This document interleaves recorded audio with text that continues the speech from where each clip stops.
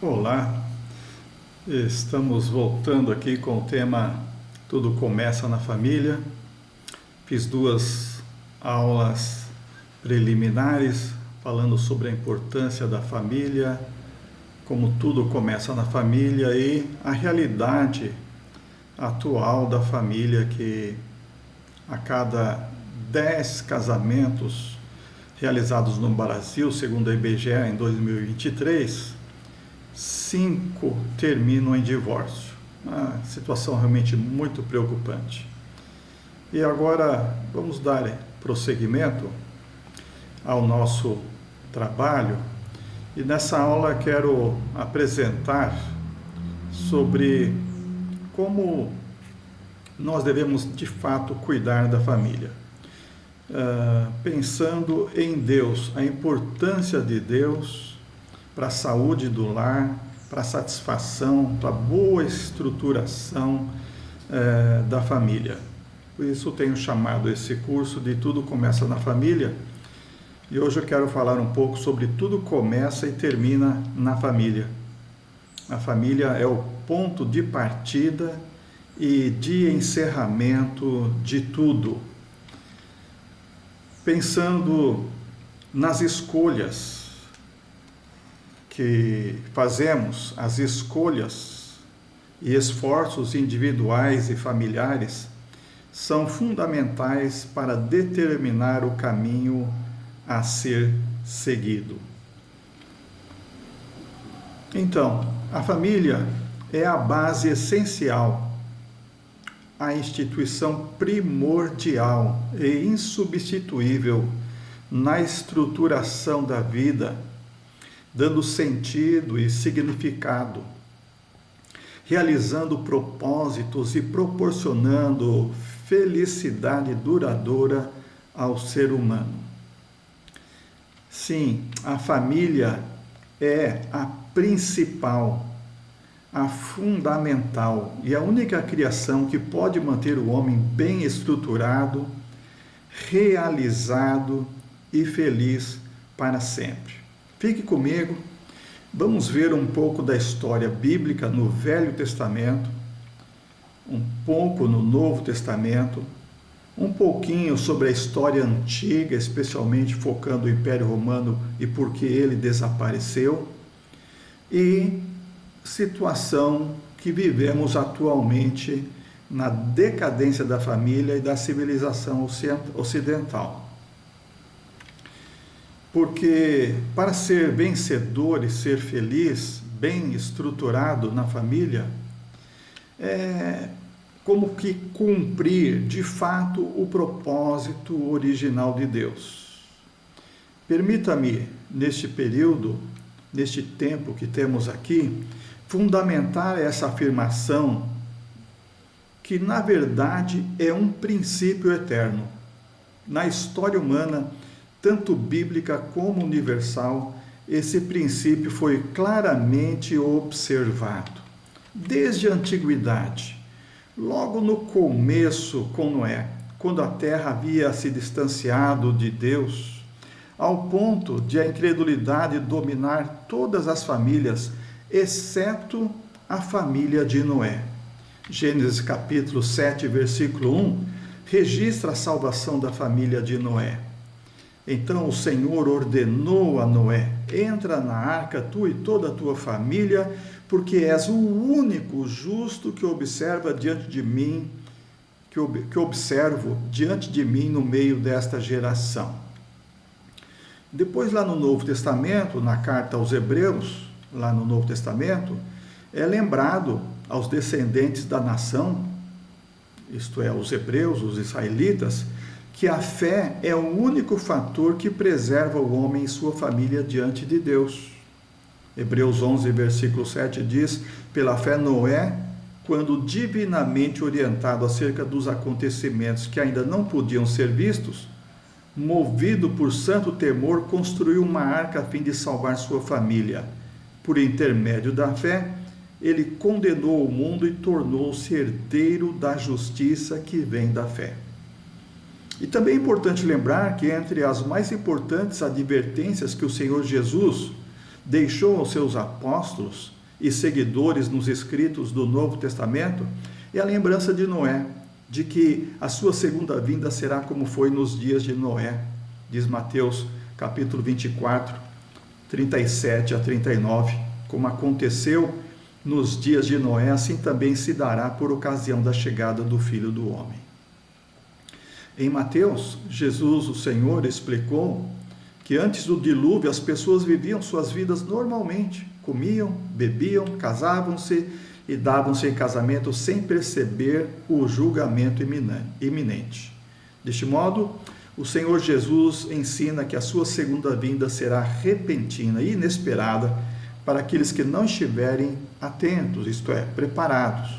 Igualmente, o apóstolo Pedro, comentando e deixando escrito esta passagem do Senhor, em 2ª carta, capítulo 2, versículo 4 e 5, especialmente o 5, ele diz: não poupou o mundo antigo, Deus não poupou o mundo antigo, abateu o dilúvio sobre aquele povo ímpio. Entretanto, preservou Noé, proclamador da justiça, e mais 7 pessoas. Ao destacar que Noé foi movido por sua fé, construiu a arca e se preparou para salvar a sua família. E também nos dias de Abraão, onde Ló, o sobrinho de Abraão, veio a constituir habitação, fixar habitação, aqui ainda mais um quadro aqui para lembrar 2 Pedro 5, que eu acabei de ler, né? Deus não poupou o mundo antigo quando abateu o dilúvio sobre aquele povo ímpio, entretanto preservou Noé, proclamador da justiça, mais 7 pessoas. Voltando aqui a Abraão e Ló, na terra do Vale do Jordão, onde Ló, sobrinho de Jó, escolhera para fixar habitação, aquela gente se distanciou de Deus ao ponto de a estrutura familiar ser desonrada e, como consequência última, a prática generalizada do homossexualismo determinou o fim da família dos sodomitas. Gênesis capítulo 19, versículo 24. E diz o texto: eles não tinham ainda deitado quando a casa foi cercada pelos homens da cidade, os homens de Sodoma, desde jovens até velhos, todo o povo sem exceção. Chamaram Ló e lhe ordenaram: onde estão os homens que vieram para a tua casa esta noite? Traze-os aqui fora para que tenhamos relações sexuais com ele. Então, este é um quadro triste e que determinou o fim daquela cidade chamada Sodoma, sua vizinha também Gomorra, e aquela região, porque eles deixaram de obedecer a Deus, de temer a Deus, e receberam toda a ruína em razão desta má escolha e essa prática que o Senhor não suporta. Nas páginas do Novo Testamento, Judas, o servo do Senhor, aquele que era meio-irmão de Jesus, não confundir com Judas Iscariotes, que o traiu, também escreveu uma carta inspirada por Deus, e a carta leva seu nome e se localiza nas páginas das Sagradas Escrituras, sendo o penúltimo livro antes do Apocalipse de João. Judas advertiu que haverá grande julgamento na volta de Jesus aos que extinguem a família como instituição divina, pois todos esses hereges que se desviaram da verdade agora se assemelham aos moradores de Sodoma, vivendo uma vida de imoralidade e depravação sexual, fatores que provocam a falência da família. Judas capítulo 1. No versículo 6 diz: também condenou as cidades de Sodoma e Gomorra, reduzindo-as a cinza, tornando-as exemplo do que se sucederá aos que vivem praticando o mal. De maneira semelhante a estes, Sodoma e Gomorra e as cidades circunvizinhas entregaram-se à imoralidade e a todo tipo de depravação sexual, estando sob o castigo do fogo eterno. Essas cidades nos servem de exemplo. Ora, estes, da mesma forma, como alucinados e inconsequentes, aqui falando dos homens no tempo do Novo Testamento, não apenas contaminam o próprio corpo, mas rejeitam toda a autoridade instituída e caluniam os seres celestiais. Então, assim como aconteceu naquela época, a vinda do Senhor Jesus repentina, pegará todos os desprevenidos, ela será uma tão severa vinda que o Senhor Jesus indagou se haverá fé naqueles dias. Aqui pensando já nos nossos dias, então. Lucas capítulo 18, versículo 8. Quando, porém, vier o Filho do Homem, porventura achará fé na terra? Agora, em poucas palavras, vamos ver, recordar a história, o que provocou o desaparecimento do grande Império Romano, famoso pela identidade impressionantes de alguns césares e imperadores. Edward Gibbon, historiador inglês que viveu entre 1737 e 1794, apresentou uma visão precursora sobre o cristianismo primitivo e sua disseminação no Oriente para o Ocidente a partir do terceiro século depois de Cristo. A obra é referência incontornável nos estudos sobre Roma e o início da Idade Média. Edward Gibbon publicou vários livros sobre a história, é uma referência mundial.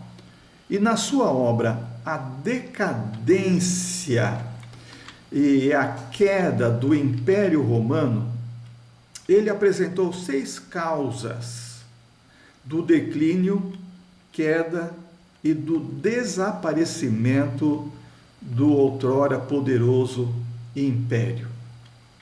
Primeira causa, aumento dos divórcios. Segundo, decadência da vida familiar. Terceiro, impostos excessivos. Quarto, grande sede de prazeres. Em quinto lugar, aumento do fabrico de armas. Em sexto lugar, decadência da vida religiosa. Edward Gibbon é como que um historiador que diz: se nós não olharmos os erros da história, vamos copiá-los, vamos repeti-los também em nossos dias. Observe que entre as 6 causas identificadas por Gibbon, 4 têm ligação direta com a família: o aumento dos divórcios, a decadência da vida familiar, grande sede de prazeres e decadência na vida religiosa. Em outras palavras, quanto mais se entregam aos prazeres carnais, mais se afastam de Deus. Ou quanto mais as pessoas se afastam de Deus, mais se entregam aos prazeres carnais, provocando a decadência da vida familiar e sua falência com divórcios. Atualmente, devemos prestar atenção ao ensino central da Bíblia no que se refere a este assunto. O distanciamento de Deus provoca consequências terríveis e deve servir de alerta sobre a necessidade de vigilância e preparação espiritual.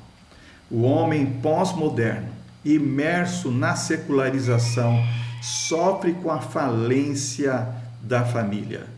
Embora tenha acesso neste mundo à tecnologia, avanços da ciência e a liberalização social dos costumes, o que o homem tem conquistado? A infalível prática da lei da semeadura: o que se planta, se colhe. Na aula anterior, a aula número 2, mostrei então as estatísticas de 2023, onde em cada 2 casamentos realizados aqui no Brasil, 1 terminou em divórcio.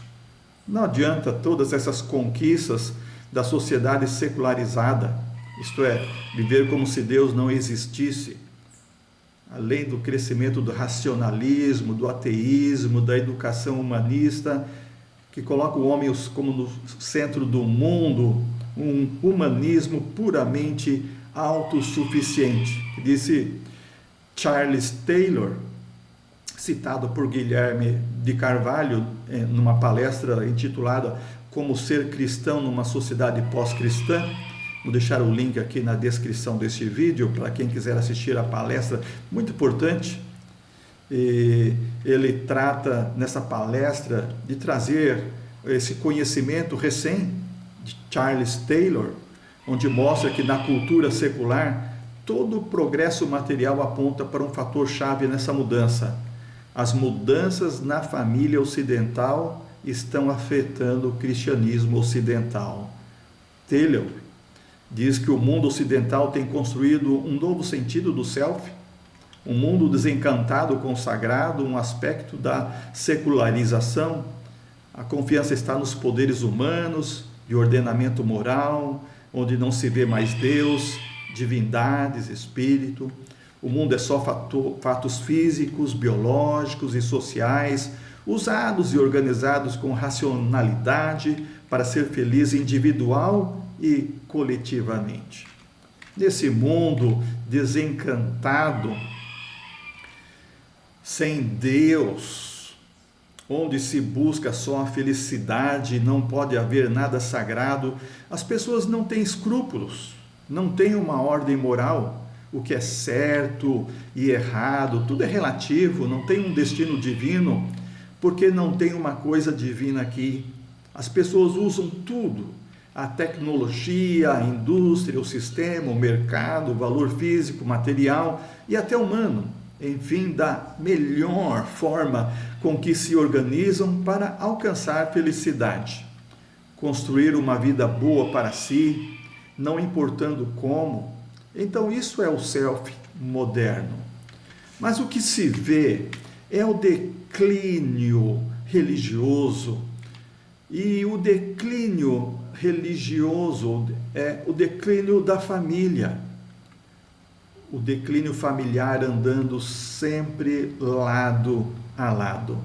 Prova disso no mundo ocidental moderno é o livro O Súbito Declínio da Religião, de Ronald F. Englehart, também citado pelo doutor Guilherme de Carvalho, quase doutor, está fazendo doutorado, e ele também cita esse livro que é recém, foi publicado pela editora da Universidade de Oxford há 2 a 3 anos atrás. Englehart detectou que nos países que antes eram religiosos e que se enriqueceram durante os difíceis anos da sua construção, o início da secularização foi acelerado, basicamente através das mudanças do direito de família, com as consequências, mudanças nas leis, nos direitos produtivos e nas práticas relacionadas à fertilidade. Com as transformações nessa área, a geração seguinte é a geração de um país secularizado. Ele observou que em sociedades mais tradicionais, onde existe associação muito forte com os princípios religiosos, prevalece a sacralidade da fertilidade e da reprodução, o respeito à gravidez, não ao aborto ou liberação da gestão do corpo e tudo mais. Por outro lado, nas sociedades secularizadas, a sexualidade se tornou um ato de entretenimento pessoal, não sendo mais visto como um lugar onde se manifesta esperança ou graça divina.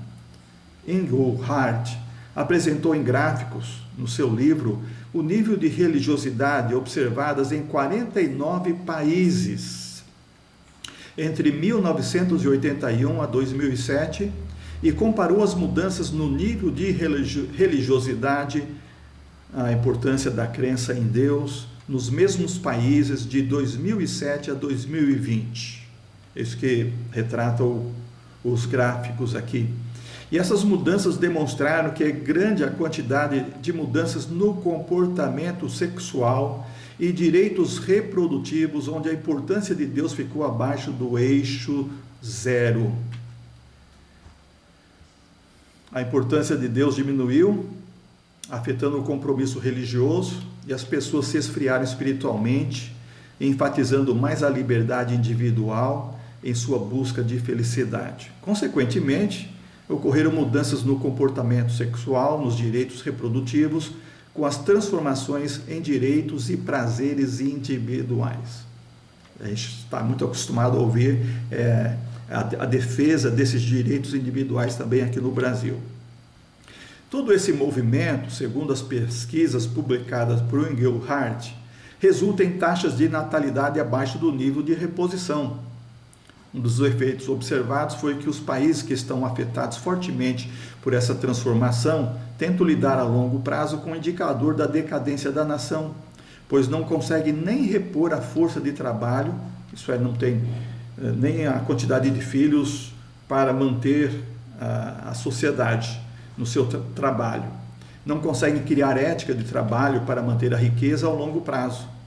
Ele observou também que esses países importam imigrantes de países pobres para ocupar os postos de trabalho, já que não conseguem gerar filhos para continuarem sustentando a riqueza nacional e porque também não querem mais fazer o trabalho pesado. Contudo, eles não adotam a religião e os valores tradicionais da sociedade que possuíam anteriormente e que foram justa e diretamente responsáveis em torná-los ricos, ocorrendo daí conflitos sociais e xenofobia, como se vê na Europa em muitos desses países. Então, Engelhardt descobriu que realmente existe uma correlação entre a concepção de sexualidade na sociedade e o grau de secularização dessa sociedade. Por outro lado, onde a maioria dos movimentos religiosos tende a resistir a essas transformações da sociedade, isso não acontece facilmente. Entendemos agora que esse declínio é causal e dinâmico. O sentido original da família tradicional tem sua dinâmica. Quando alguém é casado, ele tende, em primeiro lugar, a frequentar uma igreja, aproximar-se mais de Deus. Nem sempre ele sabe explicar por quê. É o fator religioso em ação. Caso tenha filhos, seu senso religioso tende a se intensificar e se fortalecer, levando-os à igreja, pois percebe o nascimento como um evento cósmico e sagrado, uma manifestação de luz na criação da vida. Para ele, família e fé estão intrinsecamente conectados, operando de forma recíproca. Quando alguém perde o temor a Deus, então perde também o bom hábito pela formação familiar. Na observação sociológica, existem inúmeros pesquisadores que conectam o fortalecimento da família com os benefícios econômicos e, por outro lado, o declínio familiar conecta à crise econômica. E disso tratou a pesquisadora Mary Eberstadt. Guilherme de Carvalho também faz menção dela. Encontrei uma entrevista dela publicada no blog do Padre Paulo Ricardo, deixar o link aqui também na descrição desse vídeo, onde ela traz o texto e resumir alguns pontos desse texto importante, onde ela aponta que o Ocidente está cada vez menos religioso. E por quê? A causa da secularização no Ocidente tem nome e sobrenome. Chama-se decadência familiar. Isso aqui inclui o Brasil. O meu foco é trazer a atenção de todos nós para isso, o perigo da decadência da família. Como mostrei na estatística de 2023, para cada 10 casamentos, 5 terminam em divórcio, ou seja, cada 2 casamentos, 1 termina em divórcio. Isso chama-se decadência familiar. Em lares destruídos, aumenta a probabilidade de que crianças tenham problemas educacionais, comportamentais e outros, que possam impedir o seu sucesso na vida. Pessoas religiosas são, de maneira geral, mais felizes, diz Mary nos seus estudos e pesquisas. São mais felizes as pessoas religiosas, mais saudáveis e significativamente mais caridosas com seu tempo, com seu dinheiro, do que pessoas seculares. Aqueles que creem dão um retorno para o resto da sociedade. O cristianismo tradicional tenta encorajar famílias fortes, por exemplo, e à medida em que isso funciona, essa prioridade institucional também é de evidente benefício social. O grande e crescente Estado social não existiria sem a fratura do lar ocidental, porque muito do que o Estado faz é servir de substituto para o pai ou provedor do lar, fazer os tipos de coisas que costumavam ser feitas por famílias autossuficientes. Aos que sentem a insatisfação na alma, vendo todo esse panorama, tanto o Antigo Testamento, o Novo Testamento, história dos primeiros séculos da era cristã e esse pequeno quadro tenebroso do mundo atual, quero falar, se você foi influenciado pela sociedade ou está sendo influenciado pela sociedade pós-cristã, especialmente europeia, em sua mudança cultural, ou se tem permitido a decadência e a falência da família por descuido, quero dizer que há esperança.